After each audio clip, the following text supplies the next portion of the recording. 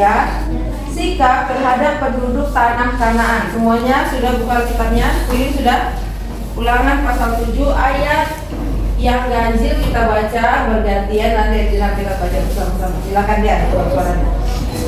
Bukan orang-orang yang lebih banyak dan lebih kuat daripada Sama-sama. Dan Tuhan Allahmu telah menyerahkan mereka kepadamu sehingga engkau menghukum mereka kalah. Maka haruslah kamu menumpas mereka sama sekali. Janganlah engkau mengadakan perjanjian dengan mereka, dan janganlah engkau mengasihani mereka.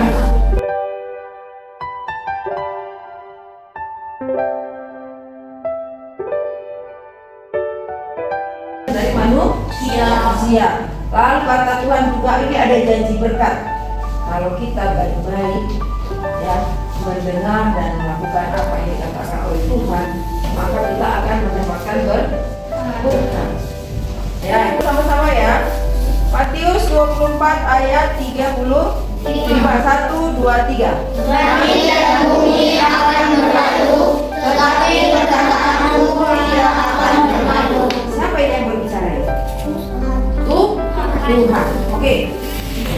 Judulnya Bohong Marco Polo. Siapa itu Marco Polo? Pernah dengar nggak? Terkenal loh ini Marco Polo ini ya. Oke. Coba dengarkan. Ini diangkat dari kisah nyata ya. Dengarkan ceritanya. Nah, dikatakan ada suatu saat ya, di mana semua penduduk Venesia, penduduknya berpikir bahwa kota mereka itu adalah kota yang paling hebat, kota paling kaya, kota paling cantik atau paling bagus di seluruh dunia. Penduduk apa tadi? Venesia. Nah,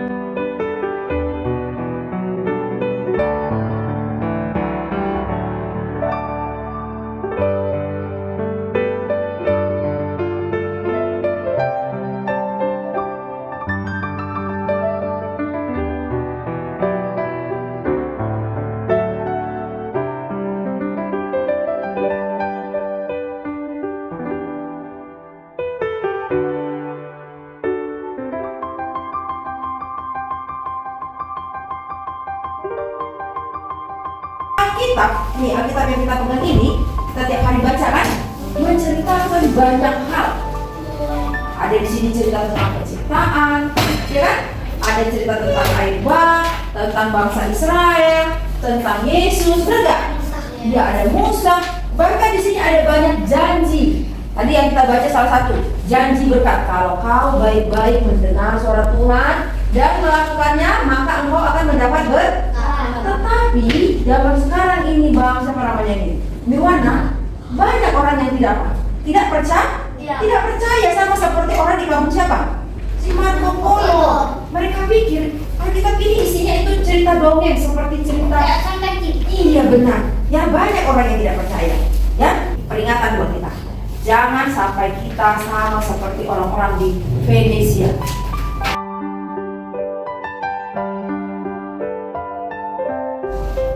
Satu dan doa. Terima kasih Bapa di surga untuk berkat Tuhan bagi kami pada pagi hari ini, Tuhan sudah berkati dan membimbing kami di dalam perjalanan dari rumah masing-masing di sekolah dan di sekolah. Terima kasih untuk kesempatan yang Tuhan berikan bagi kami dapat membaca dan mendengarkan Tuhan. Sepanjang hari ini dalam kegiatan belajar kami, biarlah Tuhan yang akan memberkati dan melindungi kami.